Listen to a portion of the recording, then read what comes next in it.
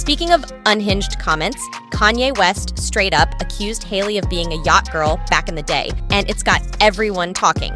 If you don't know what a yacht girl is, it's basically Hollywood's worst kept secret. These are high-end escorts who get paid to hang out and do other things with rich and powerful men, specifically on yachts. We're talking billionaires, actors, and even Leonardo DiCaprio's entire dating pool. Big names have been accused of being involved in this industry, including models, influencers, and even certain famous families like the Kardashians. Now, the gold digger rapper isn't saying Hailey is still doing this. He's digging up her past.